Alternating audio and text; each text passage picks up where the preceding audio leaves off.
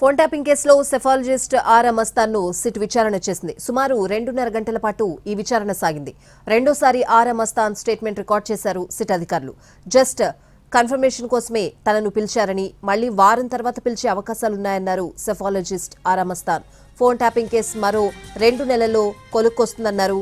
2020 నుంచి తన phone tapping అవుతుందన్న అనుమానముందన్నారు సెఫాలజిస్ట్ ఆర్ మస్తాన్.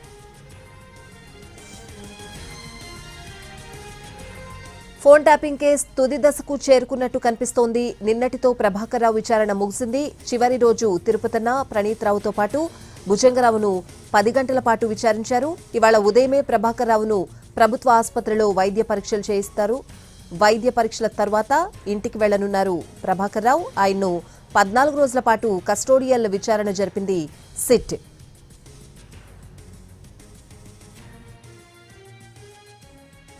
మరోవైపు జనవరి 5 తర్వాత కేసీఆర్, హరీష్, కేటీఆర్లకు సిట్ నోటీసులు ఇవ్వనున్నట్లు తెలుస్తోంది.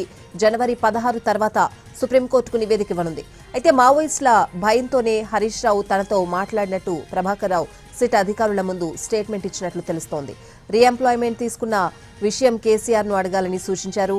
తాను చట్ట ప్రకారమే వ్యవహరించానని, ఎలాంటి తప్పు చేయలేదని చెప్తున్నారు ప్రభాకర్ రావు.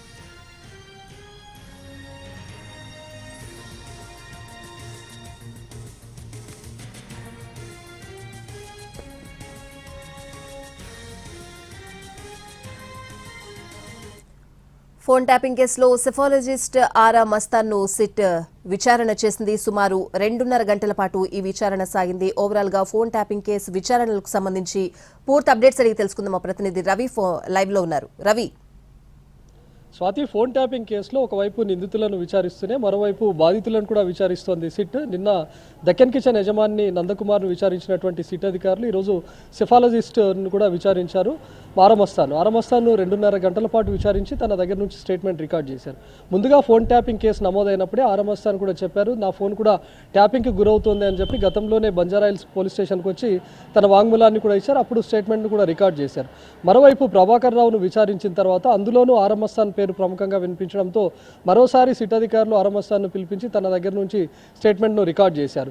ఎందుకు తన ఫోన్ ట్యాపింగ్ అయినట్లుగా ఎందుకు అనుమానాలు ఉన్నాయి, లేకపోతే ఏ సందర్భాల్లో నీ ఫోన్ ట్యాపింగ్కి గురై ఉండొచ్చు, దాని ద్వారా ఎవరైనా బెదిరింపులకు పాల్పడ్డారా, ప్రస్తుతం నిందితులుగా ఉన్నటువంటి వ్యక్తుల్లో ఎవరైనా తనను బెదిరించారా అనే దానిపైన విచారించారు. తన దగ్గర నుంచి స్టేట్మెంట్ను కూడా రికార్డ్ చేశారు. నిన్న సిట్ ఆఫీస్కు, జూబ్లీహిల్స్లో ఉన్నటువంటి సిట్ ఆఫీస్కు దక్కన్ కిచెన్ యజమాని నందకుమార్ కూడా చేరుకున్నారు. తనను కూడా దాదాపు 3 గంటల పాటు విచారించారు. ఎమ్మెల్యేల కొనుగోలు కేసులో ప్రధాన నిందితుడిగా ఉన్నాడు నందకుమార్ కూడా. గతంలో తను రామచంద్ర భారతితో మాట్లాడినప్పుడు, స్వామీజీతో మాట్లాడినప్పుడు ఆ ఫోన్ కాల్స్ అన్నీ కూడా బయటకు వచ్చాయి. ఒకవేళ తను మాజీ ఎమ్మెల్యే పైలట్ రోహిత్ రెడ్డితో మాట్లాడినప్పుడు కనుక ఆడియో మాత్రమే వచ్చుంటే ఆ ఎమ్మెల్యే ఫోన్ ట్యాపింగ్కి గురైనట్లు భావించేవాడిని. కానీ నేను రామచంద్ర భారతితో కానీ సోమయాజులతో మాట్లాడినటువంటి ఆడియోలు కూడా బయటకు రావడంతో ఖచ్చితంగా తన ఫోనే ట్యాపింగ్కి గురవుతుందని చెప్పి తాను 2020లోనే అనుమానించాను. అప్పట్లోనే పోలీసులకు కూడా ఫిర్యాదు చేశాను, కానీ పట్టించుకోలేదనే విషయాన్ని చెప్పారు. సో నిన్న సిట్ అధికారులు మరోసారి నందకుమార్ను విచారించి తన దగ్గర నుంచి స్టేట్మెంట్ను రికార్డ్ చేశారు. సో ఇప్పటికే ఒకవైపు ప్రభాకర్ రావును దాదాపు 14 రోజుల పాటు విచారించారు. ముందుగా వారం రోజుల పాటు కస్టడీలో విచారించిన తర్వాత మరొక వారం ఎక్స్టెండ్ అయింది. మొత్తం 13 రోజులు విచారించిన తర్వాత 14వ రోజు ఫోన్ ట్యాపింగ్ కేసులో కీలక పరిణామం చోటు చేసుకుంది. కీలక నిందితుడిగా ఉన్నటువంటి ప్రభాకర్ రావుతో పాటు గతంలోనే నిందితులుగా ఉన్నటువంటి భుజంగరావు, తిరుపతన్న, రాధాకిషన్ రావు, ఈ ముగ్గురిని కూడా నిన్న విచారణకు పిలిపించారు. ఈ ముగ్గురిని విడివిడిగా విచారించడంతో పాటు ప్రభాకర్ రావుతో పాటు కలిపి నిన్న విచారించారు. మొత్తం 10 గంటల పాటు ఈ విచారణ కొనసాగింది. 13 రోజుల పాటు ప్రభాకర్ రావును విచారించినప్పుడు కీలక ఆధారాలను కూడా సేకరించారు. ప్రభాకర్ రావు చాలా ప్రశ్నలకు నో అనే సమాధానం చెప్పినట్లుగా తెలుస్తోంది. తనను ఎందుకు ఎక్స్టెండ్ చేశారు అనే దానిపైన నో అనే సమాధానం, ముఖ్యంగా మాజీ సీఎం కేసీఆర్ని అడగండి విషయాన్ని అని చెప్పినట్లుగా తెలుస్తుంది. సో మొత్తం 14 రోజుల విచారణకు సంబంధించి వీళ్ళు స్టేట్మెంట్ కూడా రికార్డ్ చేశారు. నిన్న ప్రభాకర్ రావుతో పాటు కలిపి విచారించిన తర్వాత కూడా కొన్ని ఆధారాలను సేకరించి పూర్తి స్థాయిలో ఒక నివేదికను కూడా సిద్ధం చేసుకున్నారు. సో సుప్రీంకోర్టుకు నివేదికను సమర్పించాలి కాబట్టి మరికొన్ని రోజుల్లోనే ఛార్జ్షీట్ దాఖలు చేయడంతో పాటు సుప్రీంకోర్టుకు కూడా నివేదికను అందజేసే అవకాశం ఉంది. స్వాతి. Right Ravi, thanks.